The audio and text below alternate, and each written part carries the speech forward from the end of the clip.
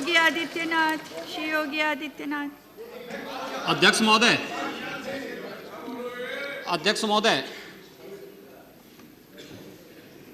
माननीय श्री मुलायम सिंह जी ने अभी जो बात यहाँ पर कही है और मुझे अच्छा लगा कि लालू जी आज उनका समर्थन कर रहे हैं। प्रधानमंत्री के लिए भले ही उन्होंने समर्थन न किया हो, लेकिन आज समर्थन कर रहे हैं, पता नहीं किस बात के लिए।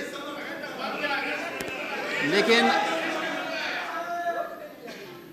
मैं आपके माध्यम से पूरे सदन का ध्यान आकर्षित करना चाहता हूं उन मुद्दों की ओर जो आज भी सदन की मर्यादा के विरुद्ध यहाँ पर बातें हो रही हैं और किस प्रकार से गुमराह किया जा रहा पूरे देश को। अयोध्या में 3 प्रकार की परिक्रमाएं होती हैं, पंचकोसी, 14 कोसी और 84 कोसी।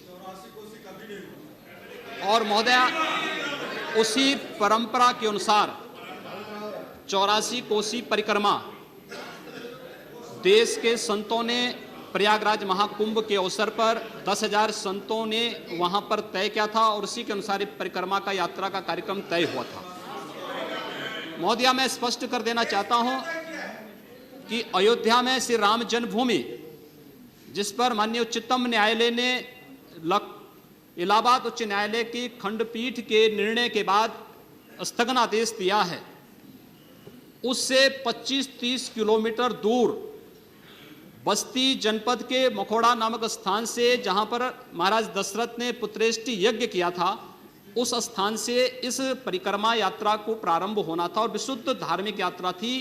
इसमें किसी राजनीतिक दल का कोई हस्तक्षेप नहीं था।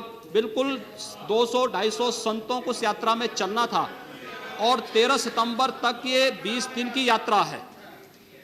लेकिन जिस प्रकार से धार्मिक स्वतंत्रता के मौलिक अधिकार पर उत्तर प्रदेश सरकार ने प्रहार किया है, महोदय, पहली बार देखने को मिला है कि लगभग 2000 से अधिक संतों को गिरफ्तार किया गया है और पूरी तरह अपमानित किया गया है। यहां तक कि अयोध्या जी में सरयू जी का स्नान करने वाले जो संत ऐसे हैं जो केवल सरयू जी का स्नान करते हैं, उसी का जल का ग्रहण करते हैं, उन्हें वहां सरयू जी का पूजन नहीं करने दिया गया, स्नान नहीं करने दिया गया, जबरन उठा करके बंद कर दिया गया, उन पर लाठियां चलाई गई हैं, पूरी तरीके से अपमानित करके। सबसे पहले तो सरकार ने हमारे संवैधानिक और मौलिक अधिकारों का हनन किया है।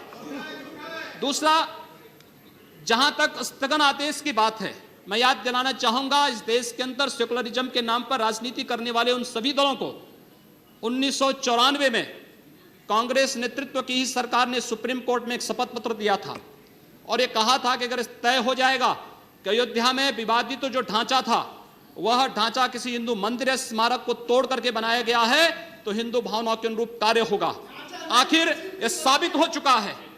अयोध्या में 30 सितंबर 2010 को इलाहाबाद उच्च न्यायालय की लखनऊ खंडपीठ की पूर्ण पीठ ने जो फैसला दिया है, उसमें तीनों जजेस ने एक स्वर से कहा है कि विवादित भूमि ही राम जन्मभूमि है और जब विवादित भूमि राम जन्मभूमि है तो फिर उसके लिए कानून बनाने की मांग इस देश का संत समाज कर रहा है, कोई पाप नहीं कर रहा है। हम अपने हक को मांग रहे हैं और हम यही मांग कर रहे हैं कि अयोध्या में राम जन्मभूमि पर भव्य मंदिर का निर्माण होना चाहिए, कानून इस सरकार को लाना चाहिए, क्योंकि सुप्रीम कोर्ट में शपथ पत्र कांग्रेस नेतृत्व की सरकार ने उस समय दाखिल किया था और उसी क्रम में हम मांग कर रहे हैं।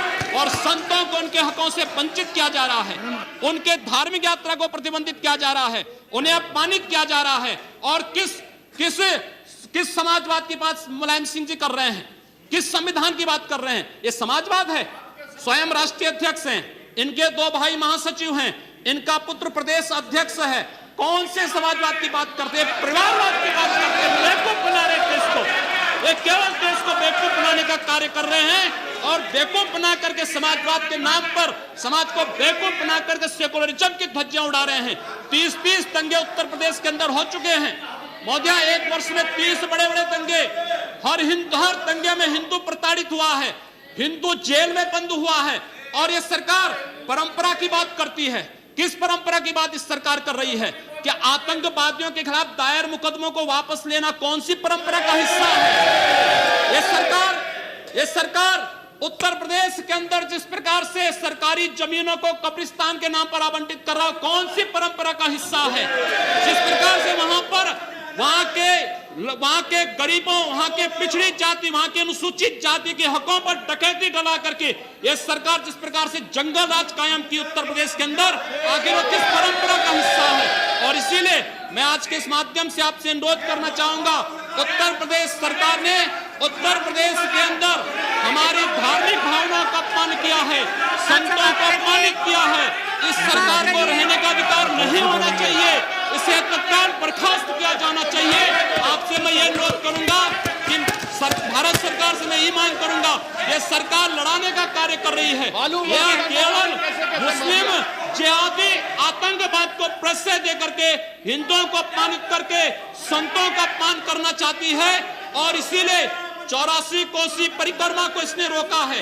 महोदया, जितनी फोर्स वहां लगाई गई उसका दशांश भी, महोदया, उसका केवल दशांश भी केवल सुरक्षा के लिए देखी 200-250 संत अपनी धार्मिक यात्रा को शांतिपूर्ण ढंग से निकालते। इस सरकार ने यात्रा पर रोक लगा करके उत्तर प्रदेश के अंदर 10 करोड़ लोगों को पीड़ित किया है, अपमानित किया है, उनको परेशान किया है। और यही नहीं, यह सरकार लगातार हिंदुओं को अपमानित करने का कार्य कर रही है। और इसीलिए मैं आपके माध्यम से अनुरोध करूंगा, इस सरकार को रहने का कोई अधिकार नहीं, इसे बर्खास्त किया जाना चाहिए।